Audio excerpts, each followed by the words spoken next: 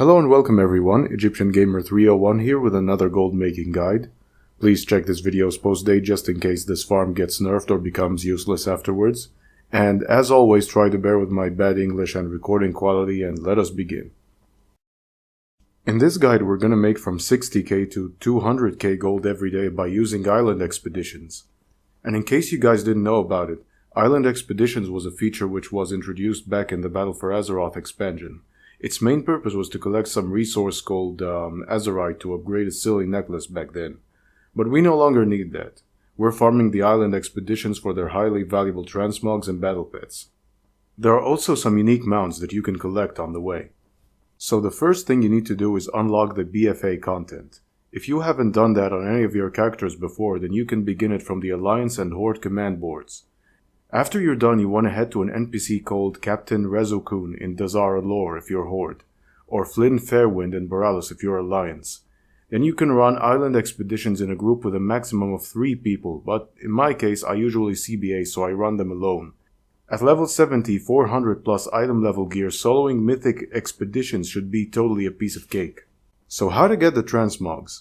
After you complete each island expedition, you have a small chance of getting a mount, a rare item, a battle pet, or a transmog piece. But what you're certain to get every time is a bag containing some currency called Seafarer's doubloons, and that's exactly what we're after.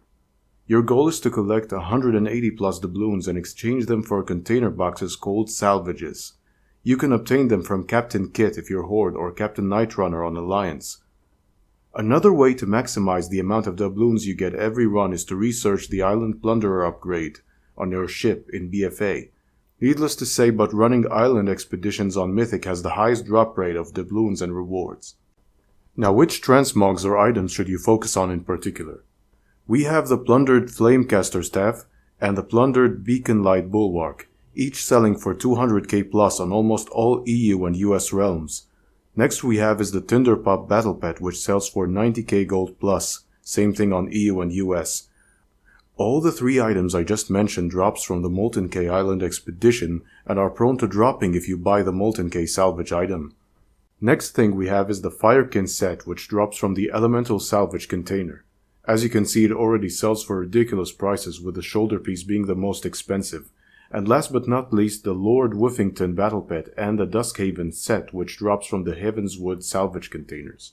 Do know that every week there are 11 islands in rotation and only 3 of them are available per rotation. The same thing applies to the salvages you can buy, and that's why I only recommend you buy the Elemental, Heavenswood, and Molten K salvages. If any of these aren't present in a week, then that doesn't mean you should abandon the farm. You can still do the islands and pile up your doubloons in preparation just in case they come the next week. So let's make a quick recap. You're gonna do the island expeditions, keep collecting the Seafarer's doubloons, and save them until you can buy either one of the 3 boxes I mentioned earlier. As you progress, you'll also have a chance to get some other valuable items, T-Mogs, mounts. But I encourage you not to spend your doubloons on anything but the container boxes containing the T-Mogs I mentioned.